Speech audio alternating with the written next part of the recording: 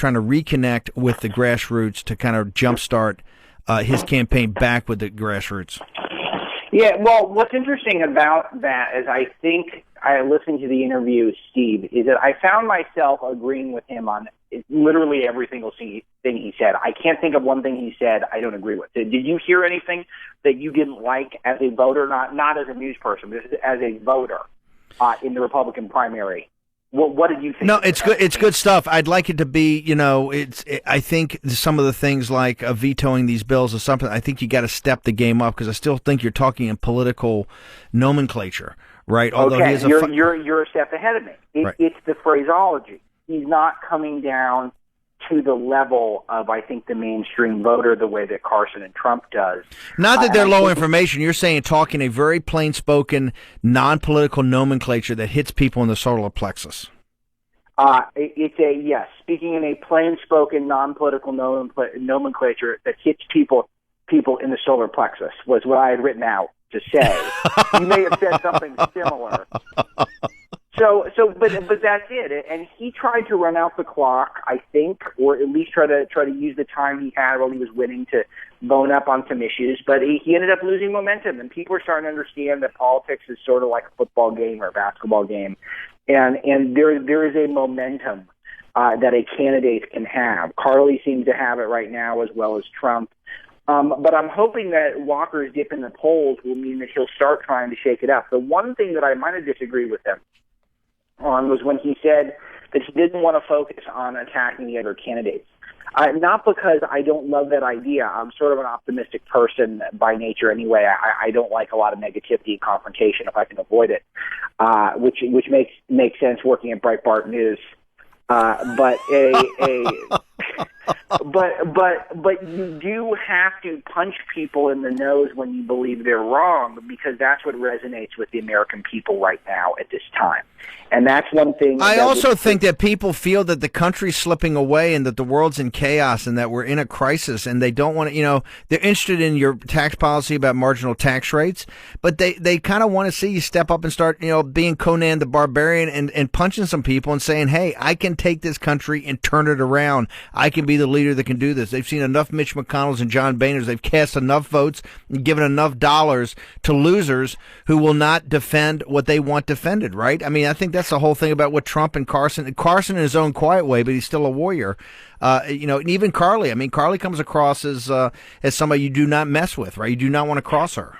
Carly's best moments of the debate were, of course, her incredible answer about not changing anyone off of the currency, where all of the other suckers in the room gave names, the PC feel-good sentimental culture, naming Margaret Thatcher and Rosa Parks to replace our founding fathers. By the way, we're having Stepman on the last 10 minutes. It's, to me, the most important question in the entire evening because it showed what people really like.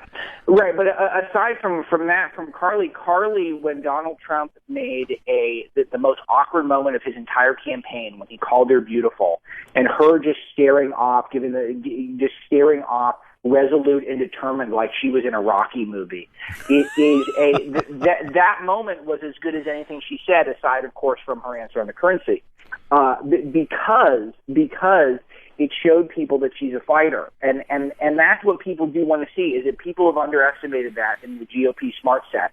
They've underestimated how big of a deal that is to people in terms of Trump's rise. Trump is rising not because he's better on policy than Scott Walker. He's rising because he's better on connecting with the anger and with the passion and with the enthusiasm of the grassroots conservative voter. And I'll tell you that if he is able to capture the hearts and minds as a leader, I think people are going to really like his policy positions.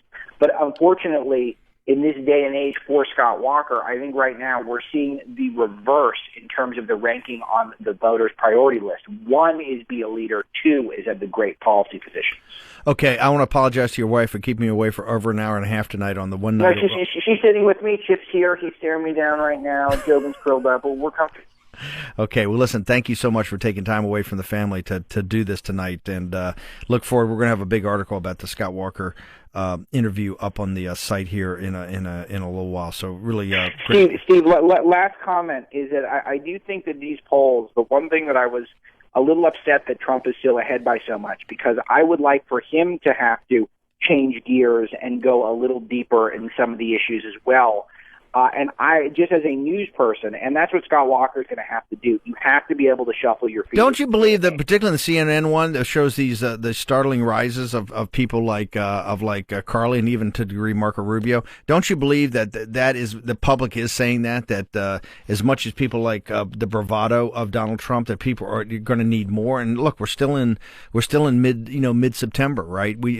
The college football national champion, and I believe the Super Bowl champion, at least the two conference champions, will all be crowned, right? We just started season. Will all be crowned before the first votes cast in the campaign. So we got a long way to go, right? Don't you think people are begging right now for that kind of more substance? They know Donald Trump's not going to be a policy wonk, but I believe some of the answers to that debate the other night could have been so much more. It had so much more bigger impact if he had actually given some of the stuff he knows. The immigration paper is still the best thing out there, and the Second Amendment, we're going to try to get AWR on here to talk about that. The Second Amendment paper is the most detailed policy position and the most conservative. Yeah, and that's what we need to see. But Second Amendment is great, but we let's start with ISIS. Let's start with the economy. Let's start going deep on those issues. And he did go deep on immigration, which was good. Number 2's got to be ISIS. Number 3's got to be the economy. So let's see him have the type of knowledge he has about Jeb Bush's business deals and Carly's business deals, which were fantastic when he talks about those things, because he's fluent in it. He speaks the language. He knows the stuff like the back of his hand. He's fantastic when he fights with the media. He now is a fantastic gun and immigration position. But that's not going to be enough, I don't think, for him to ride it all the way to the convention. Okay, sir. Thank you for taking your time away from your lovely bride tonight to spend it on the one night that you have off at Breitbart News. Appreciate it, Alex. Off nights? What is he talking about? What is he talking about? Alex.